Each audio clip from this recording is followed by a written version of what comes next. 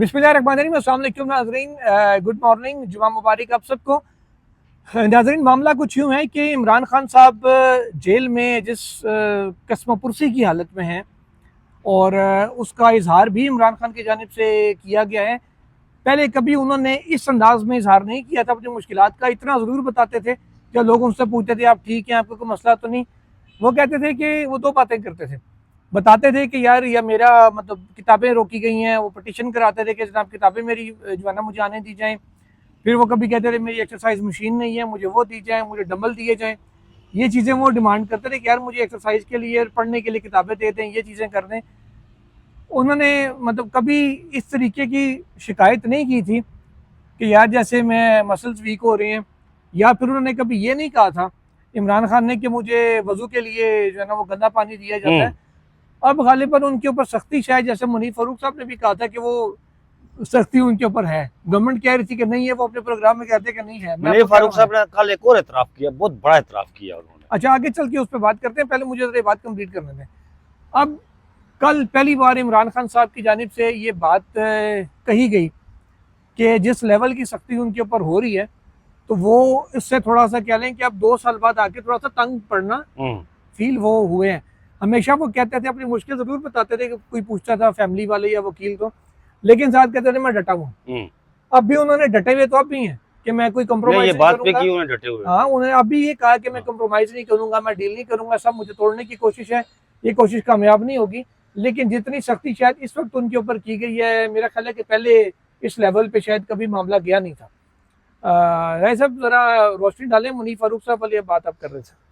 अच्छा, मुनीर फारूक साहब ने ये एतराफ़ किया इस बात का। एक तो आपने कहा ना कि इमरान खान साहब का जो सख्ती के वाले से उन्होंने एतराफ़ किया था कि इमरान खान साहब पर सख्ती, लाइट बंद की गई, किताबें नहीं दी जा रही उनको, बुक्स, ये सारा सिलसिला। लेकिन उन्होंने कल एक और एतराफ़ किया, और वो मंसूर अली खान के प्रोग्राम में उन्होंने एतराफ़ किया कि अगर कोई मुझसे ये पूछे कि पाकिस्तान में आज अदलिया आज़ाद है, तो मैं ये बात हरगिज़ नहीं मानूंगा कि पाकिस्तान में अदलिया आज़ाद है। उन्होंने कहा कि पाकिस्तान में अदलिया आज़ाद नहीं है। अब रही बात इमरान खान साहब की, जुल्करनैन इकबाल साहब, दुनिया में बहुत कम ऐसे लोग होते हैं, बहुत कम ऐसे लीडर होते हैं जिनकी नज़र तारीख पर होती है, जिनकी नज़र आगे इस बात पर होती है कि तारीख उन्हें कैसे याद रखेगी, तारीख में उनका तज़किरा किस तरह होगा। भुट्टो की नज़र तारीख पर थी। ये जो शरीफ फैमिली है या जरदारी ख़ानदान है, इनकी नज़र तारीख पर नहीं है, इनकी नज़र अपने आने वाली नस्लों के जो बैंक बैलेंस है उनके बढ़ाने पर है, आने वाली नस्लों को उनका जो समत सीधी करने, उनको इक़्तिदार में रखने, भले उन्हें बूट चाटने पड़े, इस पर है इनकी नज़र। अब इमरान खान साहब की जो नज़र है ना, वो वज़ीर आज़म इमरान खान साहब ज़ाते उज़्मा से बहुत ऊपर जा चुके। ये मैं नहीं कह रहा, ये हर वो शख्स कह रहा है जो इमरान खान साहब का सियासी मुखालिफ भी है, वो ये भी कह रहा है। अब इस तरह उन्होंने बताया कि मैं पाकिस्तान के आने वाली नस्लों की जंग लड़ रहा हूँ, आज़ादी की जंग लड़ रहा हूँ, ये बात की। अब ज़ाते उज़्मा इमरान खान के लिए कोई वो बहुत मामूली सी चीज़ रह गई है, छोटी सी चीज़ रह गई है। अब इमरान खान साहब का जो सारा फोकस है, जो उनकी नज़र है, वो इस चीज़ पर है कि तारीख में जब तक दुनिया बाकी है, मुझे कम अज़ कम इस तरह याद रखा जाए कि मैंने पाकिस्तान की नस्लों की आज़ादी के लिए जंग लड़ी थी, और कैद व बंद की सोबतें काटी थी, और बहादुरी के साथ, जवान मर्दी के साथ सोबतें काटी थी। अब इमरान खान साहब ने, जिस तरह आपने जिक्र किया कि इमरान खान साहब ने अब जो उन्होंने बातें की है, इमरान खान साहब ने, भले उसमें उन्होंने कहा जी कि मुझे पानी जो दिया जा रहा है वो गंदा पानी होता है वुजू के लिए भी, ये तो अच्छी बात नहीं है। देखिए, उसके बाद उन्होंने नमाज, उन्होंने बुक्स का जिक्र भी किया, उनको नहीं पढ़ने दी जाती, जुम्मा उन्हें नहीं पढ़ने दिया जाता। ये कौन करता होता था? पानी कौन बंद करता है किसी का? मुझे ये बताए ना, कौन बंद करता है? पानी बंद करने क्या, गंदा पानी दे रहे हैं? नहीं, गंदा पानी दे रहे हैं। वो आज से 1400 साल पहले चले जाए तो करबला में क्या था? क्या था करबला में? वो यही था ना सारा कुछ। हक को सच की वो हक को बातिल की वो मार्का था ना। बिल्कुल। और वो वहां पर पानी इमाम हुसैन के काफिले को कौन नहीं पीने दे रहा था? वो पानी जिस तरह के भी था यार, वो नहीं पीने दे रहे थे ना। आप नमाज के लिए एक बंदे को पानी नहीं दे रहे यार, वुजू करने के लिए, और गंदा पानी देते हैं। आप मुझे ये बताएं कि बुक्स क्यों नहीं पढ़ने के लिए दी जा रही यार? क्या उस बुक्स में कोई तोप तफंग है यार? कोई उसमें असला है? क्या है उसमें? उसने दुनिया को पढ़ना है ना, जब बड़े लीडर की बायोग्राफी पढ़नी है, और क्या पढ़ना है उसने? तो आप उस पर भी पाबंदी लगा रहे हैं कि यार ये नहीं जाने थी। मुझे ये बताएं, एक शख्स ये कह रहा है कि मुझे जेल में एक्सरसाइज की इजाजत दी जाए, आप उसे एक्सरसाइज की इजाजत नहीं दे रहे। वो ये नहीं कह रहा है कि मेरी पेट में दर्द हो गया, मेरी कमर में दर्द हो गया, मुझे मेरा शुगर हाई हो गया, बीपी हाई हो गया, मेरे प्लेटलेट्स गिर गए। कभी 2 सालों में आपने ये सुना? नहीं सुना ना। वो यही शिकवा करता है यार कि मुझे कम से कम जो बुनियादी इंसानी हकूक है वो मुझे दिए जाए। वो ये नहीं कहता कि मुझे A क्लास की, B क्लास की, C क्लास की जो सहूलियात है वो दी जाए। अब जेल मैनुअल्स और जेल रूल्स के मुताबिक इमरान खान साहब तो साबिक वज़ीर-ए-आज़म रहे ना, ये उनका हक बनता है ना, लेकिन आप ये भी नहीं उन्हें दे रहे। ये तो ज्यादती है ना, ये कौन करता रहा? तारीख उठा कर पढ़े ना आप। ओ भाई मेरे, वो मूसा अलैहिस्सलाम के दौर में वो क्या नाम था उसका, फिरौन जिसे कहते हैं, उसे भी बड़ा ज़ौम था। उसे ज़ौम पता है किस बात का था? वो किसी मलखुरिया का शिकार नहीं था हुजूर, वो अच्छा बड़ा इंसान था। आप यकीन करें वो हुकूमत करता था।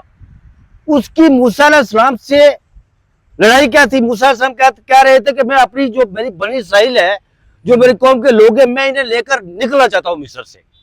और फिरौन के जो उसके जो मालशिए थे, पालशिए थे, उन्होंने कहा कि यार ये अगर निकल गए तो फिर हमारी चौधराहट खत्म हो जाएगी। वो सुबह ये मालशिए पालशिए सुबह जब उठता ना वो, तो वो उसे कहते कि हुजूर आपको अदराक नहीं है, ये जो दरख्त है मिस्र के अशजार और अनार, ये दरख्त, ये पत्थर, ये तो आपको सजदा कर रहे हैं। फिर क्या था जी, वो जाम में आ गया और खुदाई दावा कर दिया। दुनिया में खुदाई का दावा फिरौन के अलावा किसी और ने नहीं किया। नमरूद ने खुदाई का दावा नहीं किया था। वो शिदात, वो दुनिया में जैसे जन्नत बनाई थी, उससे भी खुदाई दावा नहीं किया था। कुरान में आज भी कहते हैं कि फिरौन ने खुदाई का दावा किया था और इन्हें पालशी और मालशियों के कहने पर उसने किया था। फिर जो कुछ हुआ वो अल्लाह के इलामी किताब में मौजूद है। भाई सबक सीखे, पढ़ लेना। जब एक पीपल्स पार्टी को जब मुस्लिम लीग नून के नवाज शरीफ के 97 वाले दौर में एहतसाब का सामना करना पड़ा ना, एक साहब है, मैं नाम नहीं लेता उनका, उनके वाले से बताया गया, जो कुछ वाकफाने हाल कहते हैं, कि जेल में आपको पता है बहुत से लोगों के लिए बड़ी सहूलियात होती है, खासकर जो पैसे वाला हो, जो तो खान की तरह अंदर हो, जिसके ऊपर कैमरे भी लगे हो, तो क्या देता नाइमी हो, एक अलग मामला होता है।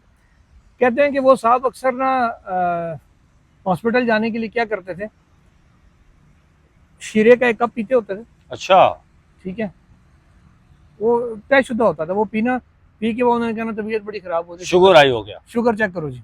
हाँ। अब वो शीरा पी के अब शुगर चेक करेंगे तो मुझे जैसे शुगर नहीं है, मैं शीरा पी के आपको मीठी खीर खा के मैं शुगर चेक कराऊं तो यार एक दफा तो ऊपर गया हो ना, ऊपर गया, तो वो चेक उतर गया, वो हो जी ले जाओ जी अस्पताल ले जाओ। हाँ। बस वो जेल के अस्पताल में फिर मौज मारते होते थे। तो कुछ लोगों ने तो ऐसी भी जेल काटी। और कुछ ज्यादा पुरानी बात नहीं है, मैंने फयाजुल हसन चौहान साहब को ये कहते हुए सुना है।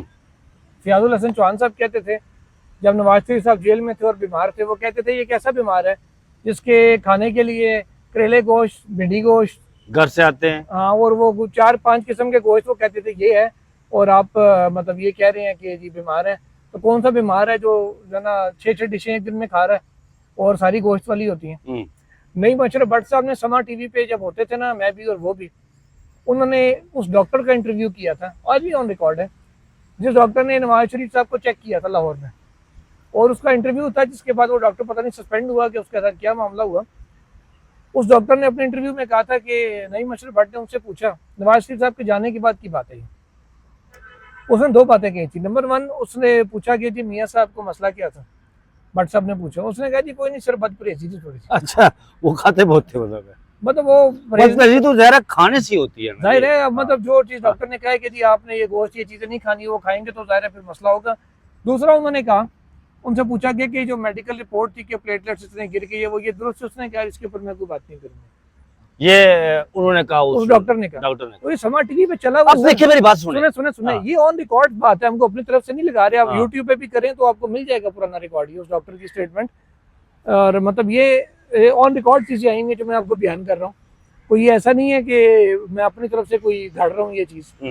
मतलब एक तरफ ऐसी भी जेलें कटी हैं और कुछ लोगों ने तो अपना रिमांड भी सारा कौमी असम्बली में काटा हुआ है। अब पता है फर्क क्या है, इमरान खान और नवाज शरीफ साहब जो बड़े हैं, जिन्हें अब मैं तो नहीं कहता ना, लेकिन लोग उन्हें कहते हैं जी कि नवाज शरीफ साहब अब सियासतदानों के सबसे ऊपर उठकर वो नेल्सन मंडेला, मंसूर अलाज और मार्टिन लूथर किंग की सफों में शामिल हो गए। मुझे ये बताएं, नेल्सन मंडेला 30 साल जेल में रहा, 30 साल रहा ना। इमरान खान और नवाज शरीफ में बुनियादी फर्क क्या है? इमरान खान और नवाज शरीफ में बुनियादी फर्क ये है कि ये हजूर जब परवेज मुशर्रफ के दौर में पाबंद सलासिल हुए, लांडी जेल में रहे नवाज शरीफ साहब, अटकले में रहे नवाज शरीफ साहब, और फिर वो तस्वीर भी सामने आई थी अटकले की, वो जो जहां उन्होंने वो सरिया पकड़े हुए थे और कहा कि यहाँ मच्छर मुझे बहुत काटते हैं।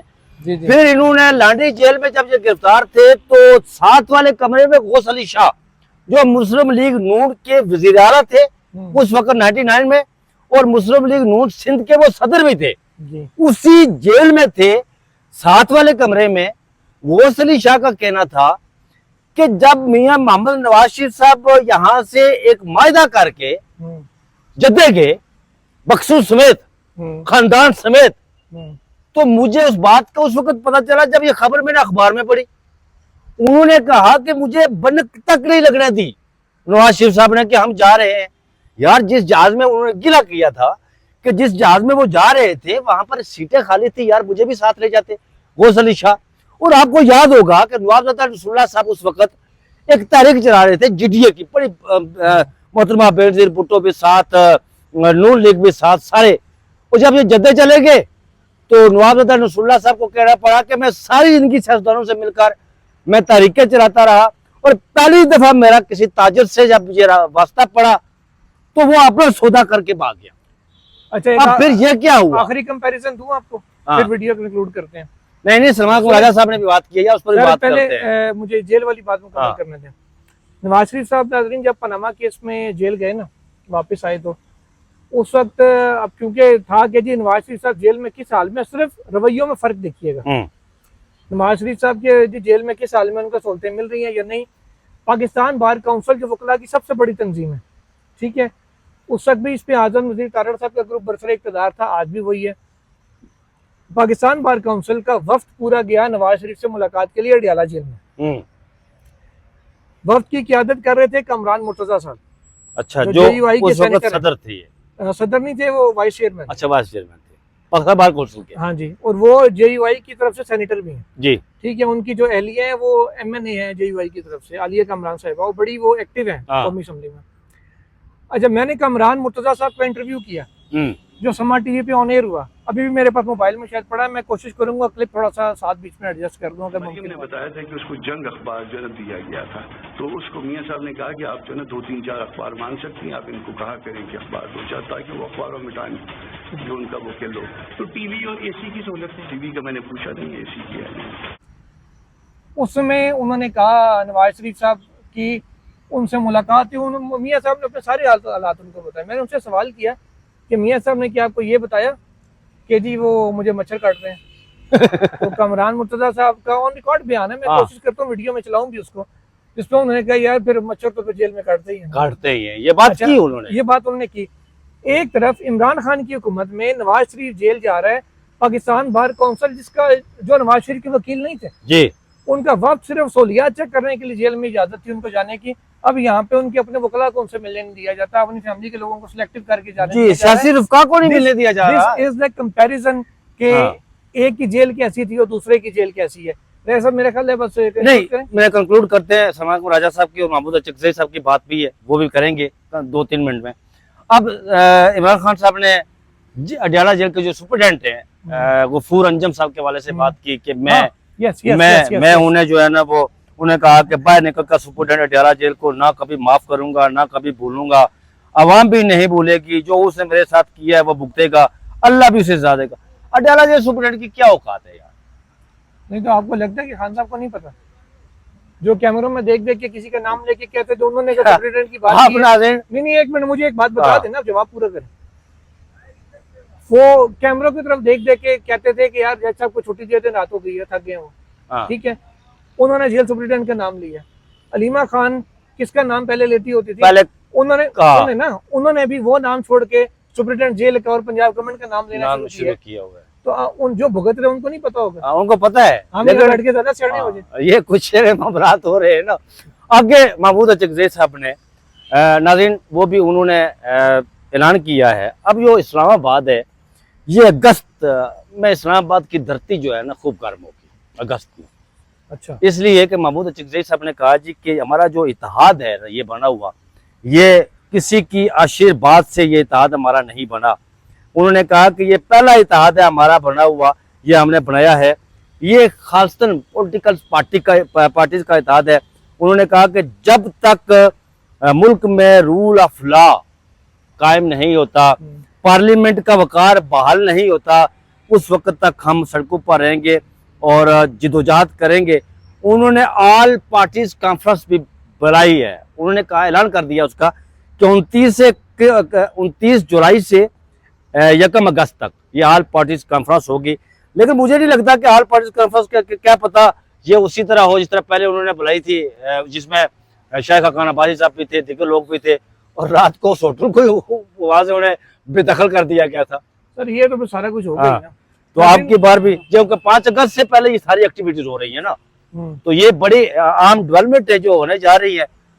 तो मुझे जो पकड़ दकड़ भी है, सारा कुछ है। एक तो ये भी कहा, जिस तरह इमरान खान साहब ने कहा कि मुझे लग नहीं रहा कि तहरीक का कोई मोमेंटम बन रहा है, और ये भी कहा कि आपसी इख्तलाफात खत्म करे। कोई तहरीक का मोमेंटम नजर आ रहा है? आखिरी एक मिनट में आप इसको कर दें। मैंने आपको बताया था कि कुछ लोग वर्किंग कर रहे हैं अपने तौर पे ग्राउंड लेवल के ऊपर, लेकिन ग्राउंड पे आप जितना भी लोगों को मुतहरिक करते हैं, जब तक आप खुद सामने नहीं आएंगे, लीडर नहीं होंगे, कोई क़यादत करने वाला उस अंदाज में नहीं होगा। मॉब ने 26 दिसंबर को भी आपने देखा ना, लोगों को आपने कहा डी चौक पहुंचे, लोग डी चौक पहुंच गए। अच्छा, उससे पहले भी अक्टूबर में भी आए लोग आगे डी चौक पे, अब आके वो देखे कि भाई ये आ तो गए, ऐसे करना की है। ठीक है, तो जब को उन्हें बताने वाला कोई नहीं होगा तो फिर क्या करेंगे वापस जाने के लिए? लेट करने वाला कोई नहीं होगा। तो ये मसाइल है। बहरहाल आपसे मजीद तफसीलात भी शेयर करते रहेंगे जो खबरें आएंगी। तब तक के लिए दीजिए इजाजत। अल्लाह हाफ़िज़।